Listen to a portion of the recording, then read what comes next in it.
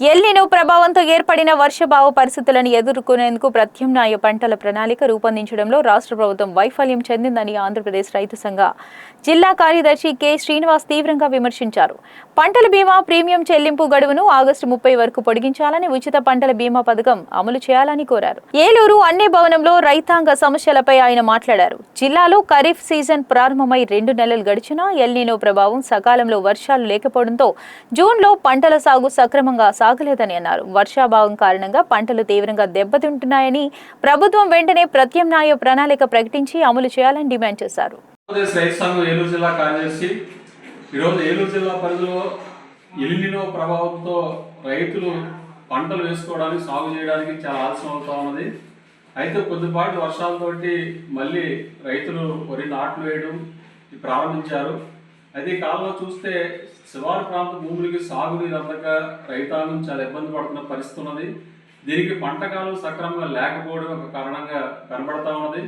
అయితే ఇప్పుడు రాష్ట్ర ప్రభుత్వం ఈ వర్షాభావ పరిస్థితుల్లో తీసుకోవాల్సిన జాగ్రత్తలు సరైన ప్రణాళికబద్ధంగా తీసుకోకపోవడం వల్ల రైతులు చాలా ఇబ్బంది పడాల్సిన పరిస్థితి ఏర్పడింది. కాబట్టి వ్యవసాయ ప్రణాళిక అనేది సక్రమంగా లేదు. అయితే ఈ పరిస్థితుల్లో రైతులకు సంబంధించిన పంటల బీమా మేము అమలు చేస్తామని చెప్పి చెప్తా ఉన్నారు.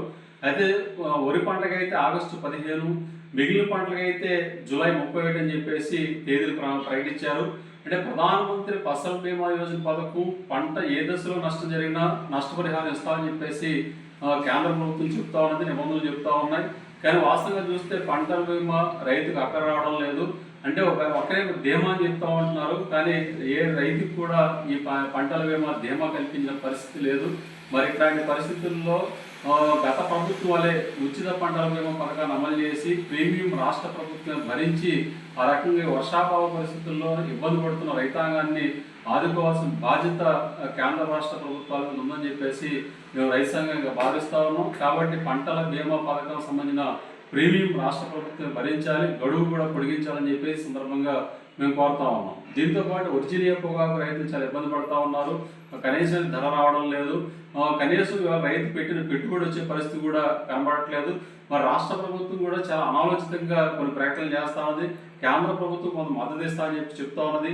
అంటే ధరల స్థిరీకరణ పథకం వర్తింపజేసి ధర వేరియేషన్ ఏదైతే ఉందో దాన్ని ఇస్తా అని చెప్పారు. కిలోకి 20 రూపాయలు అన్నారు. ఇది ఏమాత్రం రైతుకు ఉపయోగకరమైన ప్రతిపాదనగా లేదు. రెండోది ఏంటంటే రైతులకి వాళ్ళు వస్తున్న ధరల కంటే వాళ్ళ రాష్ట్ర ప్రభుత్వం తక్కువ ధరల్ని చెప్పి ఆ ధరలు కొనాలని చెప్పేసి అంటున్నారు. అంటే కనీస ధర దాదాపు 110 రూపాయలు ఉండాలని చెప్పేసి కిలోకి రాష్ట్ర ప్రభుత్వం అనౌన్స్మెంట్ చేసింది. ఆల్రెడీ కనీస ధర 170 రూపాయలు వస్తూ ఉన్నది. ఇవాళ హైయెస్ట్ ధర కిలోకి 275 రూపాయలు జంగారెడ్డిగూడెం ఇతర వేలం కేంద్రాలు వస్తూ ఉన్నాయి. మరి 200 రూపాయలు కొనాలని చెప్పేసి రాష్ట్ర ప్రభుత్వం హైయెస్ట్ ధర చెప్తా ఉన్నది. దీనివల్ల మళ్ళీ ధరలు పడిపోయే ప్రమాదం ఉంది. అంటే కేంద్ర ప్రభుత్వం, రాష్ట్ర ప్రభుత్వం ఇవాళ చెప్తున్న మాటలకి ఆచరణకి పొంతలేని పరిస్థితి కనపడతా ఉంది. కాబట్టి ఇట్లాంటి పరిస్థితుల్లో పొగాకు రైతులకు సంబంధించి ధరల వేరియేషన్ పథకాన్ని అమలు చేయాలని చెప్పేసి మేము డిమాండ్ చేస్తాము. దీంతో పాటు ప్రధానంగా కౌలు రైతులు గుర్తింపు కార్డు ఇవ్వాలి.